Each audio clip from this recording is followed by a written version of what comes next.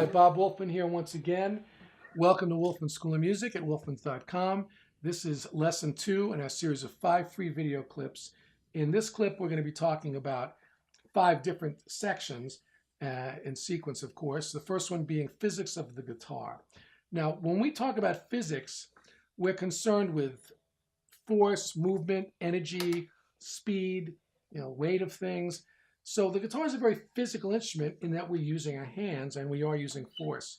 So our first concern is that we make good, clean contact between the string or strings and the frets, okay?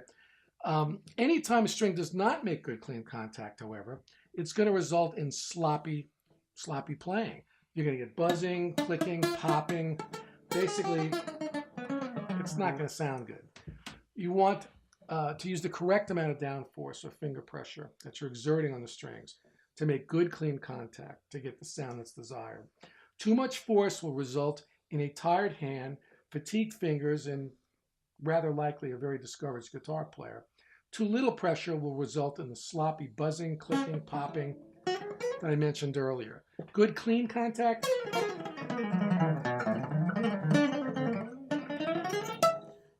Too little. Not good. All right. Now we'll talk about section 2 in this lesson, the 12-tone system of Western music. Starting with, each string is a chromatic series. All the notes ascend upwards in half steps. Starting on the A or 5th string, we start with the open A sharp B, C, C sharp D, D sharp E, F, F sharp G, G sharp A. And of course, this ascending process of all the notes in the chromatic series is going to start in a different tone on each respective string. E, A, D, G, B, E. All right, third section deals with the grid method, which is a method I devised many years ago. Basically, it's a learning tool to help my students and you be able to essentially isolate, identify, locate, and memorize the position and name of every single note on every string and every fret of the guitar. All right, within a week or two, you should be at a point where you can play and say E, A, D, G, B, E. First fret, F, A sharp, D sharp, G sharp, C, F. Third fret, G, C, F, A sharp, D, G. Fifth fret, A, D, G, C, E, A, and so on and so forth. Please, for your own sake, study the grid method, learn it well, learn it quickly.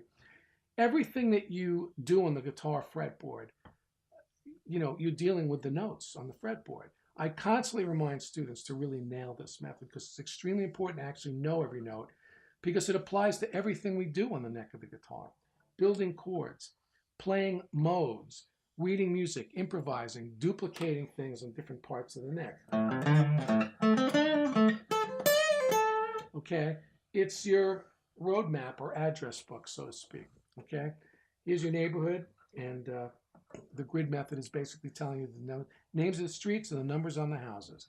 All right, the next section deals with tuning the guitar. Okay, the 5th fret relative tuning method is named as such because you're using the 5th fret placement of your finger on each string.